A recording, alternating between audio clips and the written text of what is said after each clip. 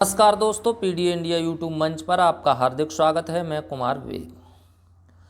बड़ी खबर है समाजवादी पार्टी को लेकर। समाजवादी पार्टी ने उत्तर प्रदेश के अंदर 2024 के लोकसभा चुनाव में जिस तरीके से अपना प्रदर्शन किया है, उसके बाद समाजवादी पार्टी दिन प्रतिदिन अपनी तरक्की करती जा रही है और समाजवादी पार्टी अपने नए नए तौर तरीके अपना रही है और नए नए नेता कार्यकर्ता समाजवादी पार्टी में शामिल हो रहे हैं। वहीं समाजवादी पार्टी की अब विदेशों में भी ताकत बढ़ चुकी है, क्योंकि जिस पार्टी के ज़्यादा सांसद होते हैं, विदेशी नेता उसी से मिलते हैं। अभी आपने कुछ दिन पहले देखा, जर्मनी के सांसद हों, वो भी समाजवादी पार्टी के राष्ट्रीय अध्यक्ष अखिलेश यादव से, जो कंबोज जी थे, वो भी मुलाकात कर चुके थे। अब अखिलेश यादव का कद बढ़ चुका है और देश विदेश के नेता अखिलेश यादव से आकर मिल रहे हैं। तो अब समाजवादी पार्टी ने जिस तरीके से तरक्की की है, वह समाजवादी पार्टी आगे के लिए अपनी और नई रणनीति अपना रही है और समाजवादी पार्टी चाहती है कि कहीं न कहीं अब पूरे देश में समाजवादी पार्टी को स्थापित किया जाए। अब भाजपा को झटका लगता हुआ दिख रहा है। कैसा कि भारतीय जनता पार्टी से विदेशी लोग न मिलकर अब अखिलेश यादव से भी मिलने लगे हैं।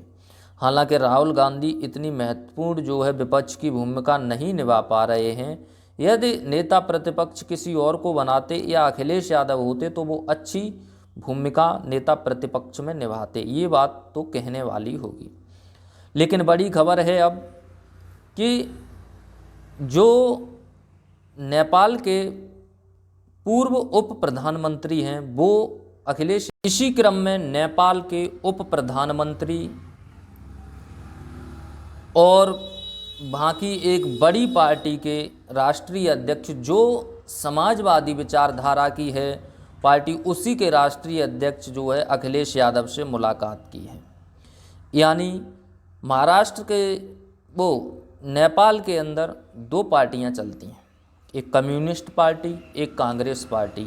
लेकिन एक जैसे उत्तर प्रदेश के अंदर समाजवादी पार्टी है, बिहार के अंदर नीतीश कुमार की पार्टी है, उसी प्रकार नेपाल के अंदर भी एक समाजवादी पार्टी है। यानी जो समाजवाद को स्थापित करने की जो डॉक्टर राम मनोहर लोहिया की जो आइडियोलॉजी थी, उसके आधार की एक पार्टी नेपाल के अंदर भी है। बिहार के अंदर तो है ही नीतीश कुमार की पार्टी। तो अब वहीं के जो उसी पार्टी के राष्ट्रीय अध्यक्ष हैं, वो अखिलेश यादव से उन्होंने मुलाकात की है और अखिलेश यादव से उन्होंने हाथ मिलाया है। वो लखनऊ आए और जो है सपा के कार्यालय में बैठे और अखिलेश यादव हों, उनके नेता राजेंद्र चौधरी हैं, मुख्य प्रवक्ता वो हों, और भी कई समाजवादी पार्टी के बड़े बड़े नेताओं से उन्होंने मुलाकात की और उन्होंने राम मनोहर लोहिया का जिक्र करते हुए कहा कि भारत छोड़ो आंदोलन में उनकी महत्वपूर्ण भूमिका रही, वहीं आज़ादी में भी लोहिया की महत्वपूर्ण भूमिका रही है। तो उन्हीं से प्रेरित होकर हमने अपनी पार्टी का नाम रखा था। यानी उनकी पार्टी का नाम है, वो भी है जनता समाजवादी पार्टी। जनता समाजवादी पार्टी के राष्ट्रीय अध्यक्ष हैं उपेंद्र यादव। ये उपेंद्र यादव जो हैं नेपाल के पूर्व उप प्रधानमंत्री रह चुके हैं, सांसद रह चुके हैं और मौजूदा वक्त में भी वो सांसद हैं और नेपाल के अंदर उनकी अच्छी खासी पकड़ है। तो उन्होंने अब अखिलेश यादव से मुलाकात की है और कहा है नेपाल और भारत के रिश्ते मजबूत होने चाहिए। जिस तरीके से वहाँ कांग्रेस और कम्युनिस्ट पार्टी का मिली भगत से राज चल रहा है, हालांकि समाजवादी जो जनता समाजवादी पार्टी है वो भी काफ़ी मजबूत स्थिति में है नेपाल के अंदर। लेकिन उन्होंने कहा कि अब नेपाल और भारत के रिश्ते अच्छे होने चाहिए।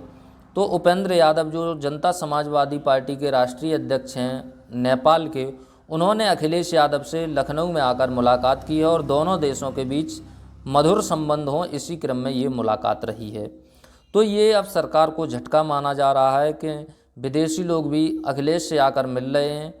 तो इनकी मुलाकात लखनऊ के अंदर हुई है और समाजवादी विचारधारा के जो लोग हैं उन्होंने उनको आगे बढ़ने के लिए कहा है। आपको क्या लगता है इस मुलाकात से सपा कितनी मजबूत होगी? हमें कमेंट में ज़रूर बताएं। चैनल पर नए हैं तो चैनल को सब्सक्राइब करें। वीडियो अच्छी लगी तो वीडियो को एक लाइक ज़रूर करें। धन्यवाद।